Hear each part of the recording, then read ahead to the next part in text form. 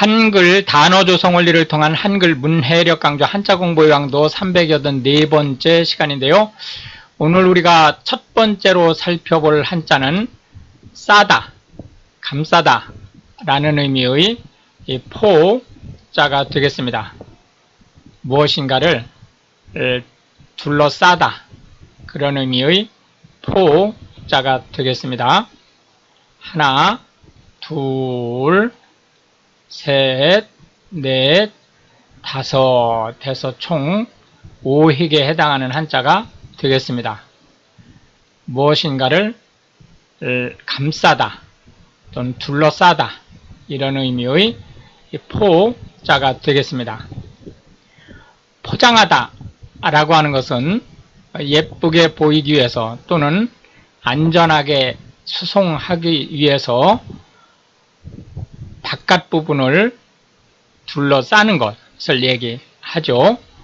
포함하다 라고 하는 것은 어떤 내용이 그 안에 함께 들어있다 라는 뜻을 가지고 있습니다. 내포하다 라고 하는 것은 주로 어떤 개념 또는 말로 설명을 하는 데 있어서 어떤 사항이 그 내용 안에 들어있다 라는 뜻을 가지고 있습니다. 소포라고 하는 것은 주로 사람이 들고 다닐 수 있을 정도의 작은 꾸러미를 얘기하고요. 또는 우체국에서 택배를 보내기 위한 서비스 명칭을 소포라고 칭할 수 있습니다. 포괄적이라고 하는 것은 특정한 내용 하나하나를 일일이 열거하는 것이 아니고 그것과 관련된 전체적인 것이 다 들어있다 라는 뜻을 가지고 있습니다. 포용하다 라고 하는 것은 다양한 의견이라든지 또는 상태를 너그럽게 다 받아들이다 라는 뜻을 가지고 있고요. 포섭하다 라고 하는 것은 설득해서 내 편으로 만들다 라는 뜻을 가지고 있습니다. 이 포섭하다 라고 하는 현대 한국어에서 쓰이는 의미는 상대적으로 좀 부정적인 의미를 가지고 있습니다. 포섭하다 라고 하는 것은 무슨 일인가를 찬성하거나 반대하거나 뭐 이런 것들을 위해서 상대방을 합리적인 어떤 설득 과정을 거쳐서 내 편으로 만든다기보다는 뇌물을 쓴다든지 협박을 한다든지 이런 조금 상대적으로 좀 비합리적, 불합리한 그러한 방법을 써서 내 편으로 만들 때 주로 포섭하다 라는 말을 씁니다. 포위하다 라고 하는 것은 대상이 되는 곳 또는 사람이나 또는 동물이나 이런 것들을 빙 둘러 에워싸다 그런 뜻을 가지고 있고요.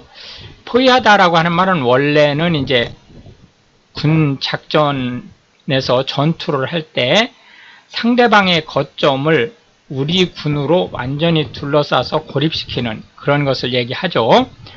포경이라고 하는 것은 남자의 생식기가 이제 그 가죽으로 둘러싸여 있는 것을 얘기하고요. 포경수술이라고 하는 것은 이제 그 생식기 끝의 가죽 부분을 째내는 그러한 침습적 그 시술 행위를 얘기한다 이렇게 보시면 되겠습니다. 해서 무엇인가를 싸다 라는 의미의 포에 대한 반대 개념으로는 벗기다 라는 의미의 박자를 들어보았습니다. 두 번째로 살펴볼 한자는 헌자가 되겠는데요. 법이라는 의미의 헌자가 되겠습니다. 법이라는 의미의 이 헌자를 살펴보도록 하겠습니다. 법이라는 의미의 이 헌자는 하나, 둘, 셋, 넷, 다섯, 여섯, 일곱, 여덟, 아홉, 열, 열하나, 열둘, 열셋, 열넷, 열다섯, 열여섯에서 총 16획에 해당하는 한자가 되겠습니다. 그래서 헌, 그러면 법이라는 의미인데, 이 헌은 그냥 일반적인 법이라기보다는 법 체계의 기준이라는 의미를 가지고 있다라고 보시면 되겠습니다. 헌법이라고 하는 것은 국가의 최고의 법을 얘기합니다. 그 국가가 운영되는 데 있어서 가장 근간이 되는 법 체계를 얘기하는 거고요. 이거는 이제 자유민주주의 국가에서만 그런 거고, 사회주의 국가 또는 공산주의 국가에서는 공산당의 규범이 헌법을 상회하죠. 그렇기 때문에 이제 당이 국가 위에 있는 체제에서는 헌법이라는 말이 지금 선생님이 소개하는 것과는 좀 다를 수 있습니다. 헌정이라고 하는 것은 입헌정치라는 말의 준말이죠. 입헌정치라는 말의 준말이기 때문에 헌법에 기반해서 국가체제를 유지하는 그 정치 시스템을 헌정이라고 얘기하고, 이것도 역시 마찬가지로 좀 전에 설명드렸던 것처럼 자유민주주의 국가에만 헌정체계가 존재한다라고 보시면 되겠습니다. 사회주의나 공산주의 국가는 헌법 위에 공산당의 당규가 있기 때문에 헌정체계가 아니죠. 합헌이라고 하는 것은 예합 법률들이 헌법의 정신에 딱 들어맞는다, 부합한다 라는 뜻을 가지고 있고, 위헌이라고 하는 것은 예하 법률들이 헌법 취지에 어긋나다 라는 뜻을 가지고 있습니다. 헌법재판소라고 하는 것은 예하 법률이 합헌인지 위헌인지를 청구에 의해서 판단해주는 기관을 얘기하고요. 사법기관에서 가장 고위의 기관이라고 보시면 되겠습니다. 헌법재판소는 대한민국에만 있는 제도로 보시면 되고요. 미국이라든지 이제 이런 나라에서는 통상 헌법재판을 대법원에서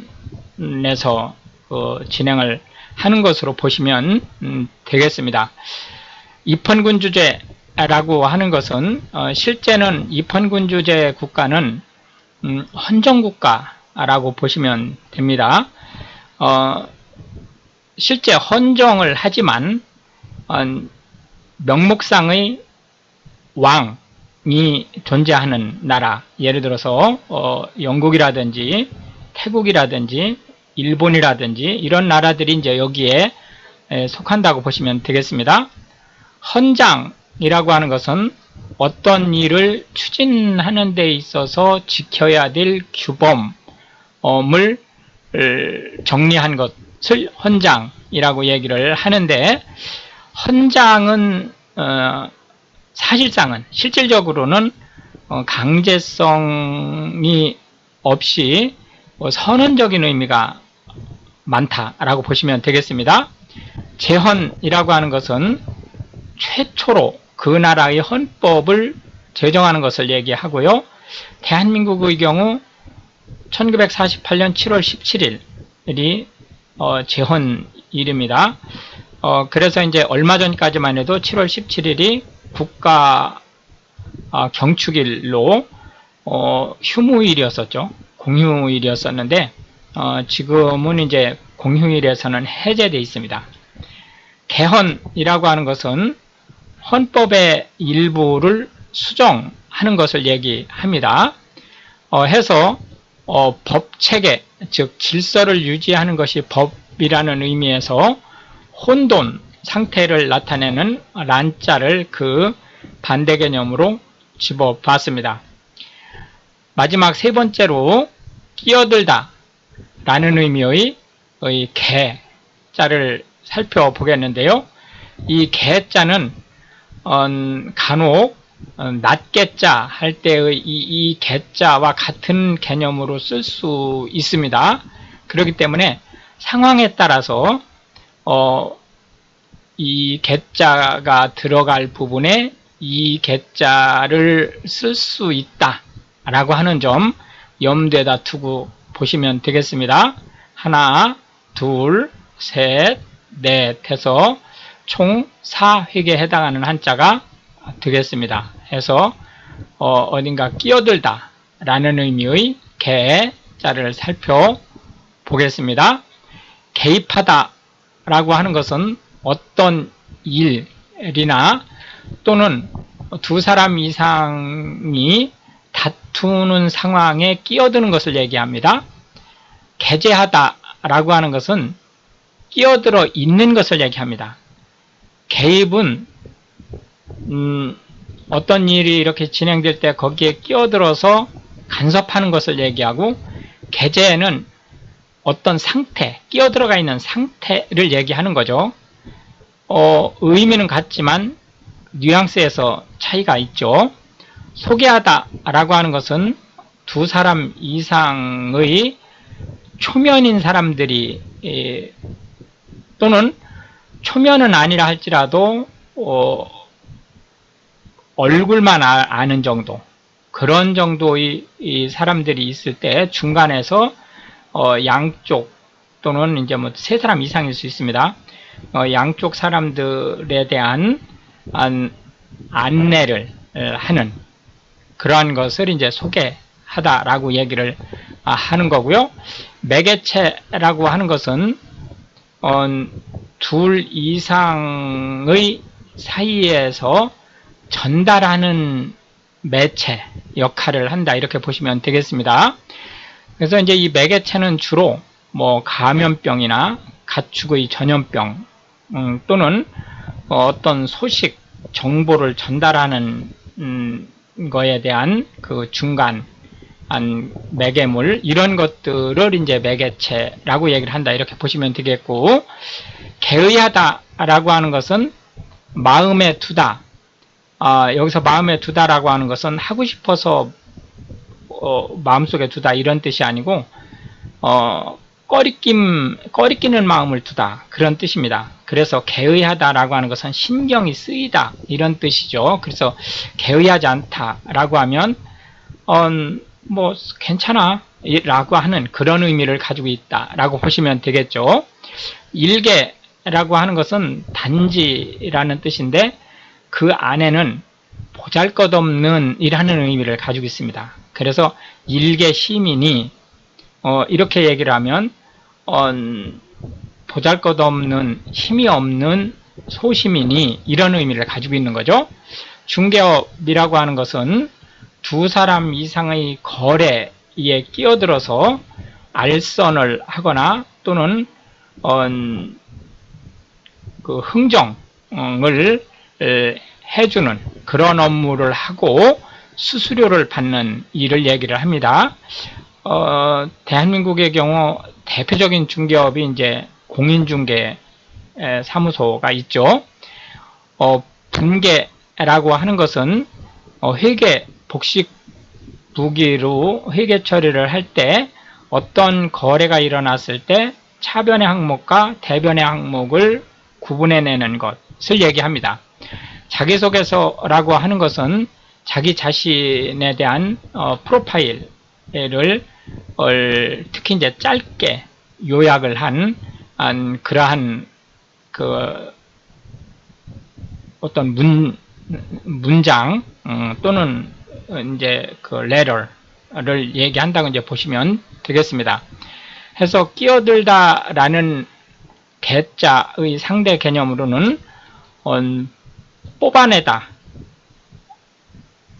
라는 의미의 발자를 상대 개념으로 들어보았습니다. 이렇게 해서 오늘도 우리는 세 개의 한자와 각 한자에 대해서 현대 한국어에서 자주 쓰이고 있는 9개씩의 단어 및